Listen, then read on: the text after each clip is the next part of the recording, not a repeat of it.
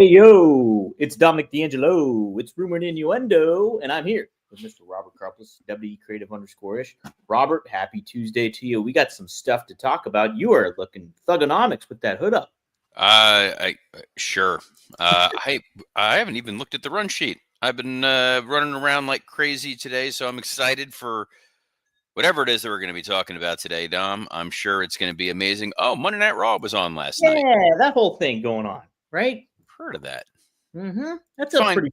Every Monday night it usually happens, Robert. Well, sometimes it happens Monday first thing in the morning.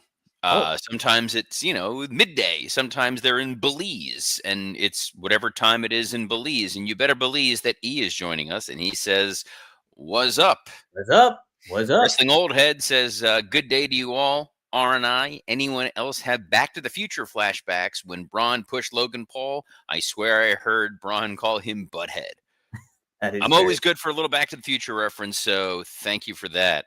Scumbag Trav says, yes, I made it to a live episode, and CM Punk is champion. Here's hoping you all are having a good of a day as me.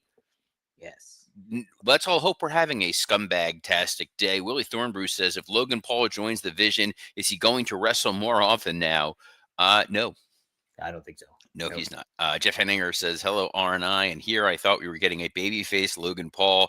Man, for about a half second, I was genuinely terrified. Were you really? That he was going to be a babyface and they were going to really try this. Dre Owen says, hello, R&I. Why is Logan Paul now with Heyman? Should that have been LA Knight? Dre Owens is now banned in perpetuity from the show. Oh, my. Wow. The thought of Paul Heyman with LA Knight. No. And Jeff Henninger says, why does Robert look like he's about to hack the CIA in an early 2000s movie? Easy, because I had my hoodie up and forgot that this is a video podcast. And without it, I would have looked a little like Doc Brown. We don't need that. You do look like you're from like Swordfish, where like you're the hacker that gets in there and you have the smarmy comments. Well, that is pretty much that's pretty much you, basically. Yeah, that is my my brand. Dom? Yes, Robert? Oh, you want to talk about I'm Raw? waiting for you to start the flipping show. It's that kind of day. A lot of stuff going on. A lot of demands, a lot of things going on. I did. Did you post what I recorded this morning? Yeah, with started that at 7. Was up working starting at 5 a.m. today. Always a good time as Dom's drinking that delicious Starbucks coffee. Yes, it's actually water right now. Though. Way to kill the gimmick. I actually may grab myself a Celsius now that I'm thinking about it. You can. While you tee things up. I can vamp. No, you don't need to vamp. You can chat. I can do two things at once. I see if I turn the camera gimmick off, it doesn't give that weird feeling of like I'm on a boat or something like that and everything's moving around. That's right. Well, yeah. Hey, Robert, we did have Raw last night, and I thought it was a pretty darn good show. Good follow-up to Saturday night's main event. Set some intriguing things up, and but some things also kind of in certain ways felt part of the course. But overall, I thought it was an effective show and an effective Monday. We got some neat things cooking, Robert. Do you feel the same or a little different? So it was a perfectly fine episode of Raw from beautiful Rio Rancho, New Mexico. Look, if you want meth, and I mean good meth, head on out to Rio Rancho, use promo code RUMOR, and you might not get stabbed. That's right. Heisenberg Industries. Yes, Heisenberg Industries. Triple H had tweeted about Raw. He didn't bother to show up Saturday night's main event, but he tweeted about Raw. And he, I feel like Theo Vaughn drinking Celsius. Let's let that be the end of any comparisons to me and Theo Vaughn. No, it was great, man. Bring meth. I don't know. Turn him into Boomhauer for some reason. Yeah, that was Boomhauer-esque. Very Boomhauer-esque. It works. Anyway, Hunter had basically tweeted out like, hey, new world champion. And this idea of the landscape of the company is going to change after this Raw. So they were like telegraphing something. And we had talked yesterday. Right. This week has been a month. We said yesterday, hey, Punk's first challenger should be sort of a transitionally challenger, a guy that you just kind of you're feeding to Punk, ease into a story. You don't need to give away something huge because it's Survivor Series. It felt like they were teeing up LA Knight. He started rattling off people he would want to wrestle. First, he put over his wife's ass, which smart married man. That is a very smart man who wants to stay married, especially when he's hanging around all those NXT girls. But he mentions AJ Styles, he mentions Dom, he mentions Braun Breaker and Bronson Reed. Doesn't mention LA Knight, and I'm like, oh no, it's gonna be LA Knight. It's gonna be a dude who really can't wrestle and talks and acts like he's a wrestler. And I was close. Wasn't LA Knight, it was Logan Paul. It was Logan Paul indeed, Robert. And I like people were kind of against it, but I like it. I think Logan Paul's such a fantastic heel, and Punk was already playing into that aspect, like, oh, I opened my big mouth.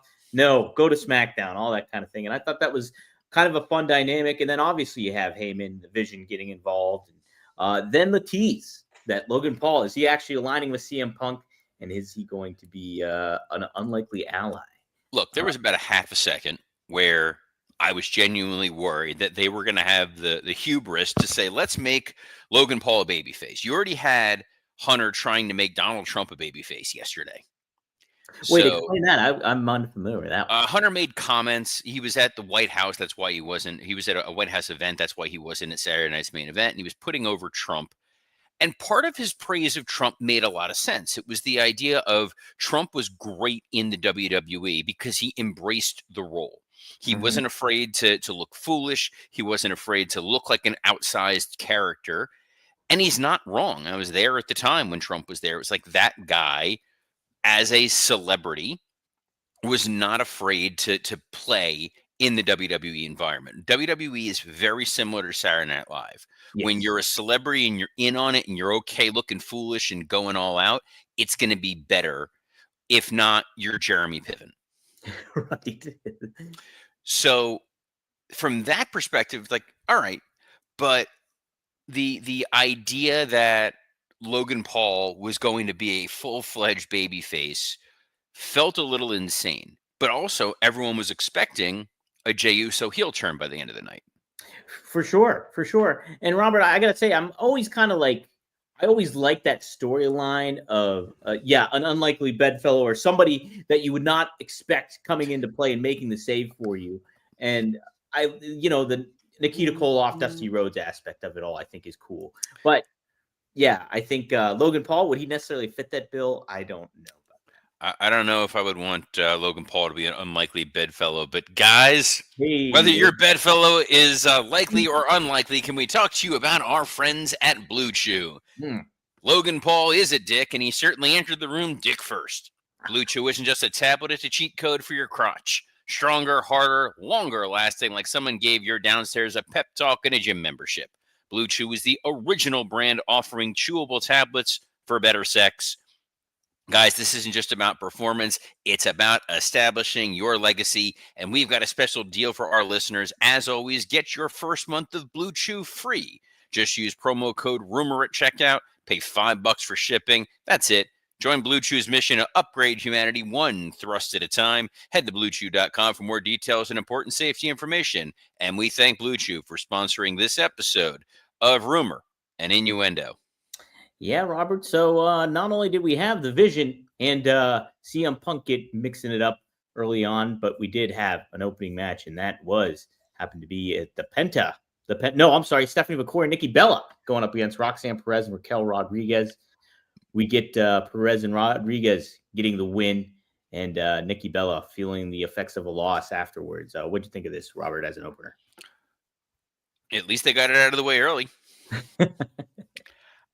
Look, towards the end of the night, Nikki Bella cut a promo that could have just been plucked straight from my brain. I don't know why I'm still here. I don't know why I bothered to come back. I am not the same that I was before. I really should not be here anymore. And I went, you know what? You're right. Who am I to argue with the great Nikki Bella? Stephanie McCoy would take exception to that because she wants Nikki to stick around. Poor Stephanie. Having to go in there and Stephanie Vicaria and praise Nikki when it was so clearly like no one bought that. No one's like, oh, you are such an inspiration. You are a great wrestler. We love you. You are the best wrestling podcast producer ever. We're so happy to see you every Monday through Friday at noon Eastern. Am I projecting a little much? Is Might there be. something going on? I don't know what you're talking about here. Huh? I'm gonna sick Ted DiBiase on you. He's gonna take out the whole D'Angelo clan. It's not going to happen. Damn you, Ted. Damn you. All right. Penta, El Grande Americano. We had a little chicanery going on, but Penta perseveres and gets the win off of Grande Americano. This was fun, and I think this was needed for Penta.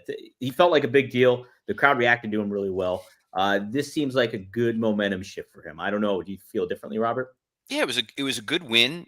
Clearly, we're furthering the idea that Los Grande Americanos had the numbers, and eventually we're going to partner Penta with Rusev. This was fine. Where I was a little surprised in formatting is obviously when you're in New Mexico, anytime you're near the border, they're going to treat it like it's northern Mexico in the sense of lucha libre tradition. That this audience is an audience that has grown up loving lucha wrestling. They do this in Arizona. They do this in Texas. It's the first time Raw's been in New Mexico. They were doing the same thing. So you gave them this match where it's Penta versus a fake lucha, and then immediately follow it up with the Dominic Mysterio segment. It was too back to back. I think there should have been something in between. Yeah. Well, yeah, you're right, though. I mean, like, it is a kind of setup. Felt a little, in that regard, going back to back, maybe a little heavy handed in certain ways. But you did have this Dom Mysterio promo, which I thought was a lot of fun, and the unexpected surprise of Rey Mysterio making his return. I was glad to see Ray back. Mm-hmm. Part of the challenge with Dom is so over as this heel who's not a heel. Right. That when you put him in there with anybody, there's a little bit of a push and pull. And the fact that he was in there, even with his dad, even in this big surprise moment, you needed to lean in on the chicken excrement heel that Dom Mysterio is. And he was too entertaining. The line about Eddie, and he's like, keep my father's name out your mouth. That was good. The crowd wants to cheer for Dom. Don't give them a reason. Right. And you want them 100% behind Ray. You want them all thinking, yeah, Dom, it's funny when he cheats with Rusev, or it's funny when he's, screwing around on Penta or Sheamus, but not Ray. Like, we want to see Ray get his revenge. And they kind of muddied it a little bit. I don't think as bad as maybe you're putting it out, because I think the crowd was really into it. They were saying whoop his ass and everything. Ray won him back. Ray won him back because Rey Mysterio was the ultimate baby face on like Mount Perpetually Over. Right. And I thought it was a super effective segment. It was probably my favorite segment of the night, to be honest. I think overall it was a lot of fun, I thought. But yeah, I'm intrigued. Where do you go with this, Robert? Do you line Ray up for the next title challenger for Dom, or do you take a different route and have Ray kind of be in the wings, so to speak? So they got a couple guys. So something that kind of happened later on in the show was the Finn Balor, JD McDonough stuff, where they took on AJ Styles and Dragon Lee, and Sheamus got involved. Right. And Dom was out there because he was annoyed that Judgment Day weren't there for him when he's never been there for them. Funny little bit of storytelling. But the nice thing about the components are you can go Dom Ray, makes sense. You can go Dom Sheamus because of what happened there, makes sense. You still have Dom and AJ Styles teed up. You've got 6-man tag situation that you can spring in there. You could bump it up to an 8-man tag at some point in time if you really needed to. They have so many places to pivot with this group of guys. That's how you have a robust mid card. So Dom being the Intercontinental Champion, it's fun.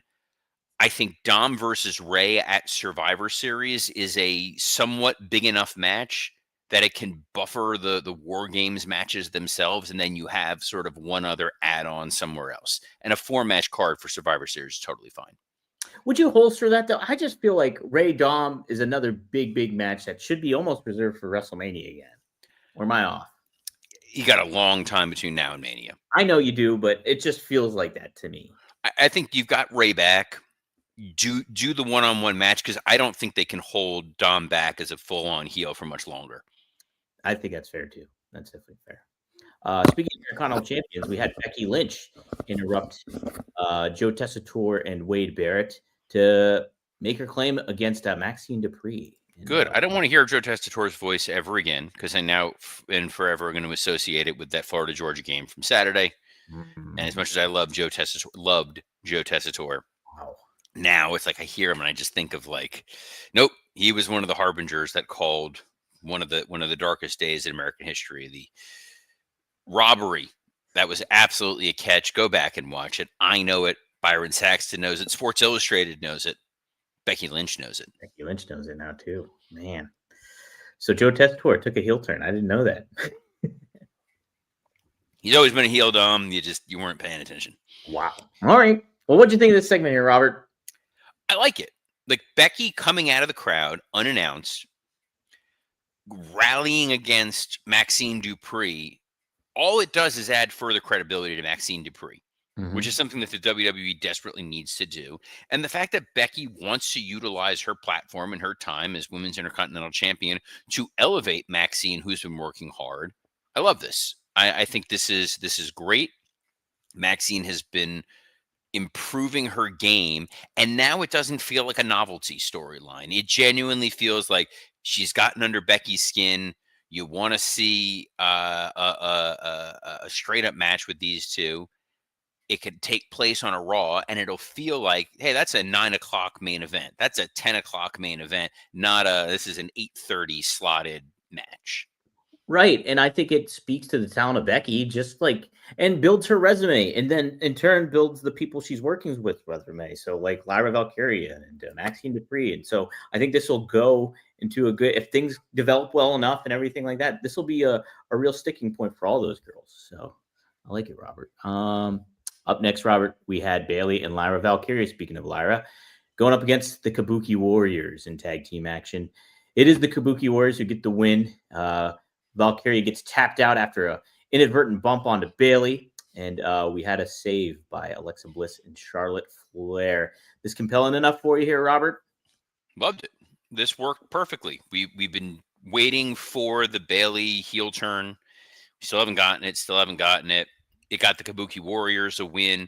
Tapping to Asuka is totally fine. They had that great second week in a row video package. It just feels like an FU to Goldberg, which is super fun. You've now had Bayley and Lyra disappoint each other in losses. You set up an Alexa Charlotte Kabuki Warriors match for next week. Like a lot of stuff going on, ticking off multiple boxes in one match. It's fantastic. Speaking of next week, they did announce 2 matches for the John Cena tournament. It's Sheamus going up against Shinsuke Nakamura, and then we also have Rusev. Oh man, help me out here, Robert. Who's the other person going up? Damian Priest. Damian Priest, thank you. Did that off the top of the old brain hole. Nice job. I couldn't do it. Well, that doesn't surprise anybody that watches our show. Dom, who goes into the wrong rooms, that he set up the room. That I set up. I don't even know what room you were in yesterday. It's amazing. Yeah, me either. Just traveling. He's an interdimensional traveler. You gotta love it. What I loved was we said the John Cena tournament was going to be an opportunity for them to set up matches that we wouldn't normally get otherwise. They can be in continuity, out of continuity, play with it however you will. With Sheamus and Nakamura, Sheamus is obviously feuding with the Judgment Day. Nakamura has his issues with the My Family Tree. Right. With the Rusev Priest match, Priest has his issue with Aleister Black. Rusev has the issue with Los Grande Americanos. So plenty of opportunities if they decide for any or none of that interference.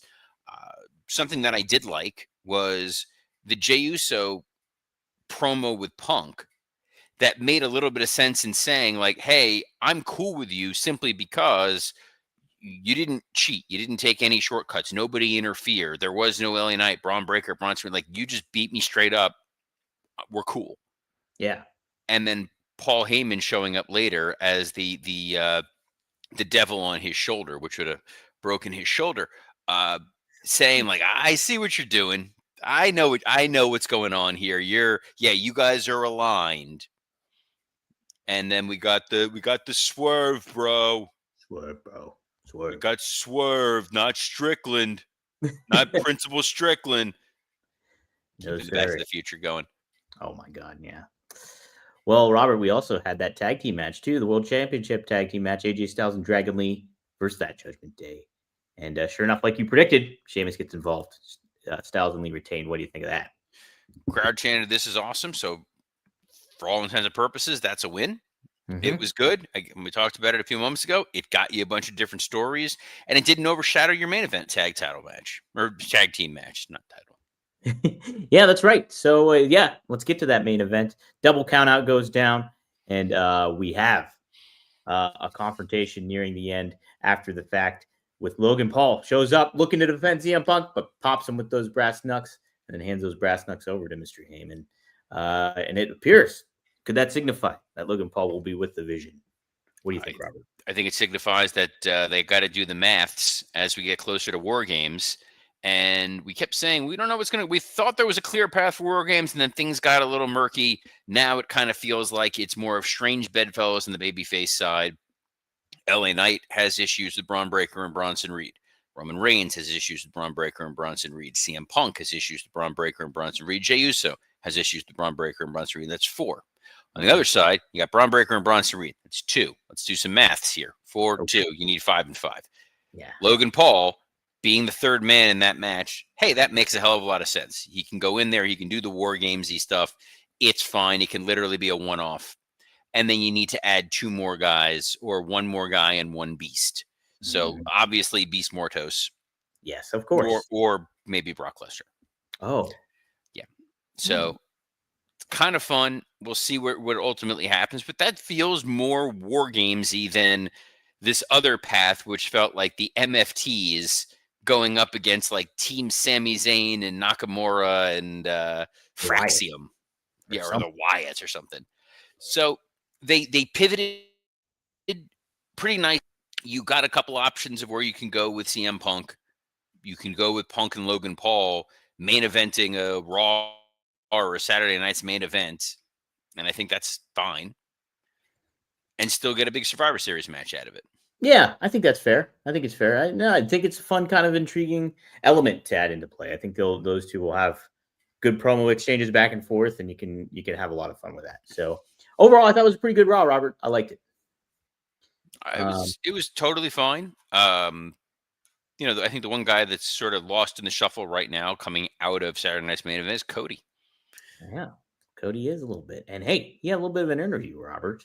He had a little bit of an interview. What does that mean? Like someone like ran up to him on the street and they were like, "Hey, I got to talk to you, Cody, about this." have you seen?" I don't know what's going on with my algorithm, but I keep getting the clips. There's this dude who it's like a show on the subway in New York where he's interviewing people and the microphone is hidden by like little Metro cards. Yes, I've seen that before too. Don't know what the deal is with this guy. It's weird. It is weird. It's funky, He just gets people on there just doing like their like random like hot takes. Right, and So it's like here for wrestling. Some comedians too. Like I think I've seen Bill Burr do it or something like that before too. I think you said comedians. Oh, I love Bill Burr. I host podcasts with comedians, so oh, that's true, right? Did you forget what Scott and Dan and Mike do for a living when they're not here talking the wrestlings? I thought they were. What did Cody say during this interview? Tell me about Cody. So Cody said this about The Rock, Robert. So he says, I think Rock is on there, the Mount Rushmore wise. He came back at a very tumultuous WWE a year or so ago and decided, nope, I'm not going to deal with that. And I'm instead going to create a new character, even though I'm already one of the greatest characters ever, that being the final boss. We just scratched the surface on the final boss. There's something really incredibly special there. So Rock is on my Mount Rushmore. So obviously the big takeaway here, scratching the surface of the final boss. Does that mean there's more to come with The Rock here, Robert? It means that there was a bigger story that they were starting to tell, and then Dwayne Johnson got in the way of The Rock, and we never got to see where that story was going. It felt like this final boss character was really interesting. It was The Rock as Vince McMahon, which is so much fun. This notion, this idea of I'm on the board of TKO. I have all this power. I'm a huge star in Hollywood. I'm a multimedia mogul. I own an empire, and I can just mess with you guys whenever I want. Or I can get in the ring and kick your ass. That's fun. Yes. Didn't really get to see it truly pay off. No. That Mania absence is still pretty inexcusable. Yeah, it definitely shook things up and not in a good way, for sure.